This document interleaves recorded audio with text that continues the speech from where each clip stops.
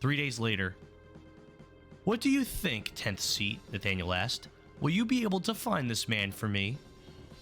Bracken, the parasite, responded to the skin changer.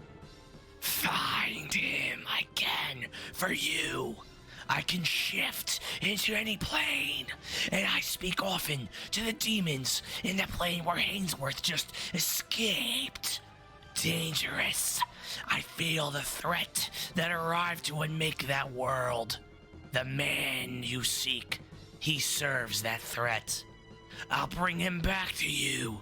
You shall have his skin. Many thanks.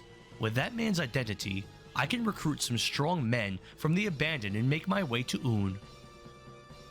A few hours later, a figure looking like a human with medium-length blonde hair and a blonde goatee, wearing a black mantle over black boiled leather and black leather pants, walked across a mountain pass searching for artifacts that belonged to his master. A small sigil was embroidered on the chest of this boiled black leather armor. The sigil was a pink cube on a pale white background. The man had a black scarf on his neck and wielded a sword engulfed in black flames. A small cloud of dust appeared in the figure's path, and a small half-demon form, wearing a black hooded cloak, took shape, materializing out of the dust trail. One, I have found you, exclaimed the small figure in a whispery, demonic voice. I am reborn. I do not answer to that mortal nickname. I am the Hand of Fate. My master names me Fate's Hand. I am to be his champion. What do you want of me? The half-demon smiled and rasped out, Your skin! Bracken speed blitzed towards Fate's Hand. He was by far the fastest member of the Order. He slid from side to side, jumping into the air and pivoting on the ground. Fate's Hand's blade pulsed violently with black flames, and he stepped towards his opponent. His blade danced through the air, but he was much too slow to strike the parasite. After 2 missed slashes, Fate's Hand found that Bracken was now behind him. He turned to meet his foe, but Bracken stayed at his rear, following his every step.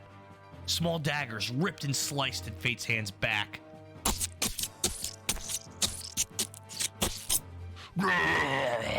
Fate's Hand angrily grunted. He jumped forward and rolled over his shoulder, turning while kneeling on one knee. Fate's Hand's eyes rolled back in his head and a white aura surrounded his body. His hair turned rapidly from blonde to pure white. He pulled his black scarf up over his mouth and nose. What is he doing? The parasite wondered. Fate's Hand slashed at the air and a huge wave of dark energy appeared, surging towards Bracken.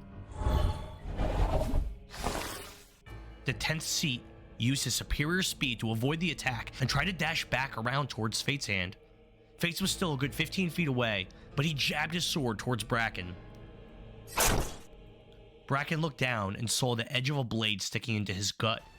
He followed the path of the blade up with his eyes and saw a hand holding it, but the wrist and arm were lost into a rip in space. He looked over to his opponent and saw that his sword and hand weren't there. They were lost in this spatial ripple, some kind of a small portal. Fate's Hand pulled back, and Bracken saw the sword slide out of his body and into the rip in space, returning to Fate's Hand. Bracken's body was now engulfed in black flames and disintegrating. He looked over to Fate's Hand again and saw the whites of his eyes. Fates appeared to be looking at the skin changer's legs. Bracken's right leg was seared off below the knee. He fell to the ground, burning in darkness flames. Ah, thought Bracken. He can create rips in space that wormhole to areas around him. What an interesting ability!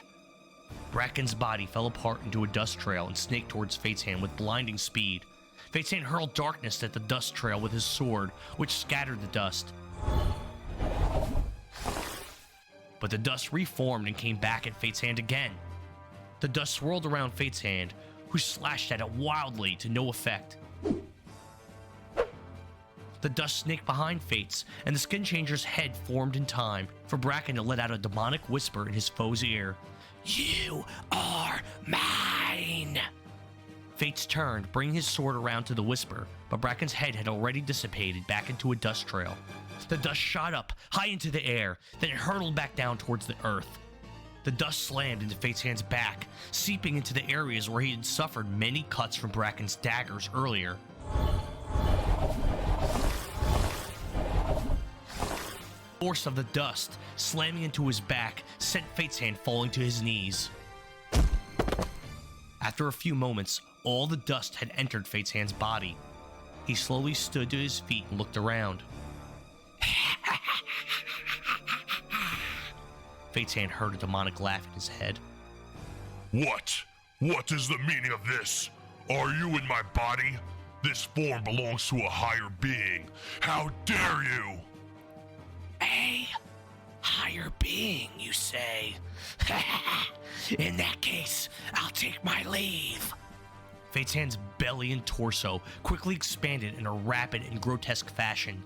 He had time to let out a single pained scream.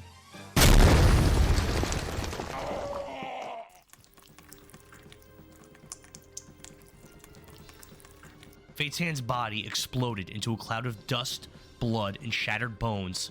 The dust trail of Bracken floated to a clean space next to the pile of blood and guts where Bracken reformed. This man's skin belongs to Nathaniel and our order. I'll, have to find a container for this.